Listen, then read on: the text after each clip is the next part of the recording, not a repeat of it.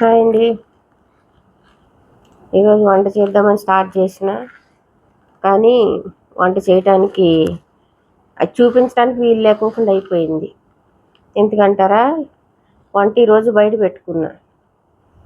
పెట్టుకుంటే బయట వర్క్ చేస్తున్నారు. వర్క్ చేస్తుంటే వాళ్ళు వర్క్ చేస్తున్నారు, నాకు డిస్టర్బెన్స్గా ఉంది. ఇంక నేను చేయలేననేసి ఇంకా అయినా సరే స్టార్ట్ చేసిన. ఆ పని చేసే పిల్లల్ని కొద్ది బయటకు వెళ్ళండి నాన్న అనేసి అన్న.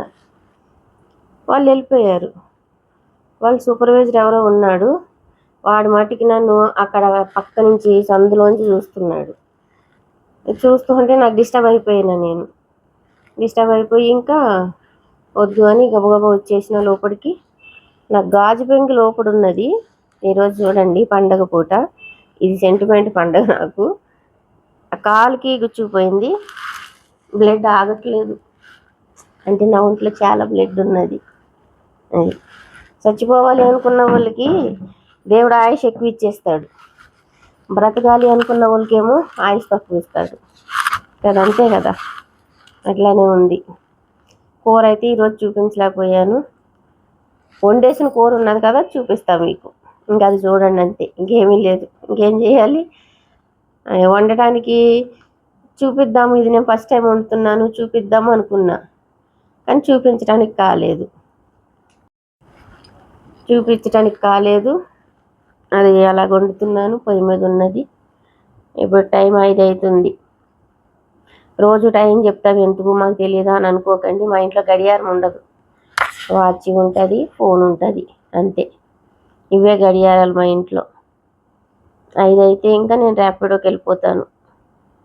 కొద్దిగా ఏదో అన్నం ఉంది రాత్రిది, కూర వండాను కదా, ఈ కూర వేసుకుని కొద్దిగా తినేసి వెళ్ళిపోతాను. వెళ్ళిపోయి మళ్ళీ ఎప్పుడు వస్తానో తెలియదు. ఈరోజు అయితే తొందరగా రాను, డబ్బులు కావాలి. కొన్ని కట్టవలసినవి ఉన్నాయి, అవి కట్టాలి అంటే డబ్బులు కావాలి. ఇంటికి వచ్చి కూర్చుంటే ఎట్లాగా అవుతుంది, కాదు. ఏదో నా మేలు కోరే వాళ్ళు ఒకరు కొద్దిగా ఒక 1000 రూపాయలు వేశారు, వాటికి జమ చేసి కొంచెం ఇంకా చేయాలి. అందరికీ నేను పెడతానండి, నాకు పెట్టేటోళ్ళు ఎవరూ లేరు. ఇప్పుడే స్టార్ట్ అయ్యారు నాకు పెట్టేటోళ్ళు, అంతే. కొంతమంది పేర్లు చెప్పకూడదు, ఎందుకంటే ఇది సోషల్ మీడియా కాబట్టి చెప్పట్లేదు. వాళ్ళ సొమ్ము అయితే తింటున్నాను నేను బాగా. తర్వాత అంతే, ఇంకా ఏమీ లేదు. ఇంకా రాసి పెట్టున్నది తిన్నాను. కానీ ఒక్కొక్కరు కళ్ళు ఉంటాయి చూసారా అండి, చాలా. నరుడు కళ్ళల్లోనంట నల్లరాయి బద్దలైపోతుందంట. అట్లా ఒక్కొక్కరి కళ్ళు ఇసుప కళ్ళు ఉంటాయండి. వాళ్ళ మాట ఇసుమే, వాళ్ళ చూపు ఇసుమే ఉంటుంది. కానీ నేను ఆయన్ని పట్టించుకోను. దేవుడు ఉన్నాడు, దేవుడు చూసుకుంటాడు, దేవుడు చూస్తాడు, అంతే. కానీ నాకు కాలుకి బ్లడ్ ఆగట్లేదు, ఎట్లా వచ్చేస్తుందో బ్లడ్ 2 చోట్ల తెగిపోయింది. అది చూడండి ఎంత బ్లడ్ ఉందో నా దగ్గర. ఎవరికైనా కావాలంటే చెప్పండి, డొనేట్ చేస్తా. అబ్బా, బ్లడ్ ఆగట్లేదు. కానీ బ్రతకాలని ఆశ ఉన్న వాళ్ళకి, అంతే కదా. కానీ మీరందరూ నన్ను బ్లెస్ చేయండి, నాకు మంచి చావు ఇవ్వాలి దేవుడు అని. ఎందుకంటారా, ఎవరి దగ్గర వెళ్ళి నేను ఉండకూడదు, ఎవరితోటి ఒక్క పూట కాదు, ఒక్క క్షణం కూడా నేను చేపించుకోకూడదు. అట్లా చచ్చిపోవాలి.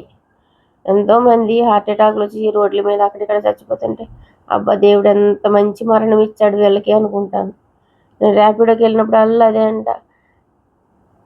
వాళ్ళు ఎవరైనా వచ్చి నాకు రాంగ్ వచ్చినా కోపంలో తిట్టేస్తాను, కానీ అరే గుద్దేస్తే మంచిదే కదా, ఎందుకు నేను అని తిట్టాను అని అనిపిస్తుంది. కోపంలో తిట్టేస్తా, వాడు గుద్దేస్తే పోతాను కదా, అయిపోతాను కదా, ఆ రోజుతో క్లియర్ అయిపోతుంది కదా. నా చావు కూడా నా పిల్లలకు ఉపయోగపడాలి కదా. ఎట్లాగైనా బతుకంతా వాళ్ళకు ఉపయోగపెట్టేశాను వాళ్ళ కోసమే.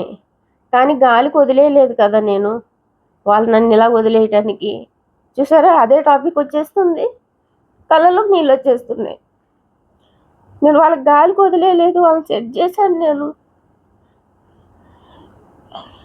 వాళ్ళని సెట్ చేసి వాళ్ళకి చేయవలసినవి అన్నీ చేశాను, వదిలేయలేదు, అంతే. వాళ్ళు వదిలేశారు నన్ను, నేను వదిలేయలేదు. వాళ్ళు చూసినా పర్వాలేదు, ఏమనుకున్నా పర్లేదు ఇంకా. ఎందుకంటే నాకు కలిసే ఆలోచన ఉంటే వాళ్ళు కలుపుకుందాం అనుకున్నా నేను ఇంక కలవను. నా భర్త నా బావ అడిగేటోడు నన్ను, దేవి ఇవన్నీ మర్చిపోదామే, హ్యాపీగా ఉందామే, ఇదివరకులా కలిసి ఉందామే అనేవాడు. నాకెందుకంటే అతను అంతలా ప్రాధాయపడుతున్నా ఒకటే అనిపించేది నాకు. ఏ వ్యక్తితో అయితే నేను అట్లా చూశానో నాకు అది మైండ్లో ఉండిపోయింది. చూసిందే కాకోకుండా నన్ను కొట్టించాడు కదా, అది మైండ్లో ఉండిపోయింది. ఇప్పుడు కూడా వీళ్ళు ఎవరు నాకు కలుస్తానన్నా నాకు వద్దు, ఇంక వద్దు అనుకున్నాను.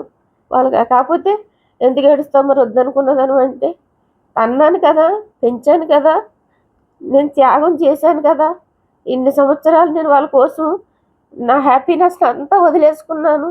అది అనుభవించి నాకే తెలుసు. అందుకని నేను బాధ అనిపిస్తుంది, ఏడుపు వస్తుంది అంతే. ఎవరికి వాళ్ళకి సెట్ చేయకోకుండా నేను ఉంచలేదు. వాళ్ళకి ఏమేం చేయాలో అన్నీ చేసిన, వాళ్ళకి ఇవ్వాల్సిన డబ్బు కూడా నేను ఇచ్చేస్తా. కానీ నా పోయిన రోజులేవి తిరిగి తీసుకురాలేరు, ఎవరు తీసుకురాలేరు. ఒక దేవుడు తప్పితే ఎవరు తీసుకురాలేరు. దేవుడైనా కాళ్ళని వెనక్కి తిప్పుతాడా? తిప్పడు కదా. నేను ఇక్కడ ఏడుస్తా కూర్చున్నా, అక్కడ కూర మాడిపోతున్నట్టుంది, స్మెల్ వస్తుంది. ఇది ఆగి సావదు. చూడండి ఎంత ముక్క గుచ్చుకుందో. ఇంత షార్ప్గా ఉన్న ముక్క గుచ్చుకుంటే నాకు బ్లడ్ రాక ఏమవుతుంది? కర్రీ చూపిస్తానన్నాను కదా, దగ్గరికి అయిపోయింది. ఇది ఏమీ లేదు, ఈరోజు వంట చూపించడానికి కాలేదు నాకు ఆ దరిద్రుడి వల్ల. ఇదిగోండి కముజుగుడ్లు, మునక్కాయ, దోసకాయ, ఎండు చేప, అంతే అయిపోయింది ఇంకా.